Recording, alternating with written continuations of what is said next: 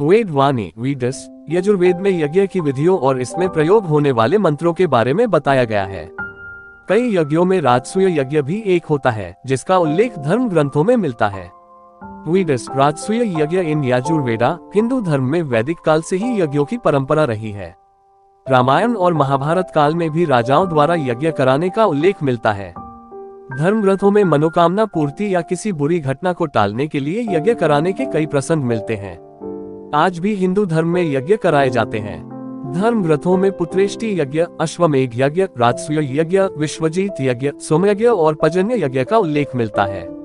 इनमें से कई यज्ञ आधुनिक युग में भी होते हैं। क्यों किए जाते हैं यज्ञ? यज्ञ का संपूर्ण वर्णन वेदों में मिलता है। यज्ञ का अर्थ अग्नि पूजा से है। वेद ग्रंथों में यज्ञों के महत्व और महिमा को लेकर कहा गया है कि इससे भगवान प्रसन्न होते हैं। ब्रह्मा जी ने मनुष्यों के साथ यज्ञों की भी रचना की है।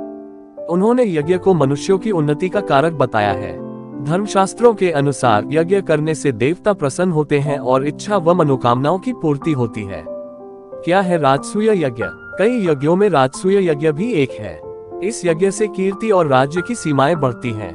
पौराणिक समय में विशेष तौर पर इस यज्ञ को किसी राजा द्वारा किया जाता था।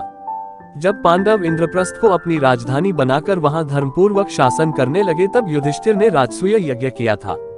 यज्ञ को लेकर गीता में कहा गया है, अन्नाद्भवन्ति भूतानि पर्जन्यादनसंभव यज्ञाद्भवति पर्जन्यो यज्ञ कर्म समद्भव। अर्थ है, सभी प्राणी अन्न से उत्पन्न होते हैं और अन्न की उत्पत्ति वर्षा से होती है।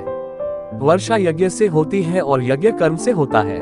यजुर्वेद में मिलता है राजसूय यज्ञ का वर्णन। धर्म ग्रंथों में 4 वेद ऋग्वेद, यजुर्वेद, सामवेद और अर्थवेद के बारे में बताया गया है।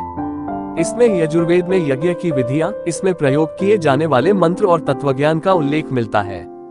राजसूय यज्ञ का भी वर्णन यजुर्वेद में मिलता है। राजसूय यज्ञ वैदिक यज्ञ है, जिसे कोई राजा चक्रवर्ती सम्राट बनने के लिए करते थे। यज्ञ के लाभ। मान्यता है कि यज्ञ से मनोकामना की पूर्ति होती है।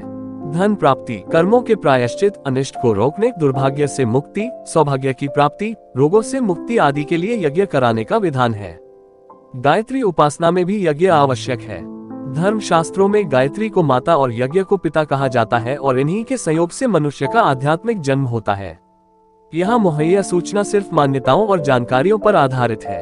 यहाँ ये बताना जरूरी है कि नेचर ध्यान कहानियाँ किसी भी तरह की मान्यता, जानकारी की पुष्टि नहीं करता है। किसी भी जानकारी या मान्यता को अमल में लाने से पहले संबंधित विशेषज्ञ से सलाह लें।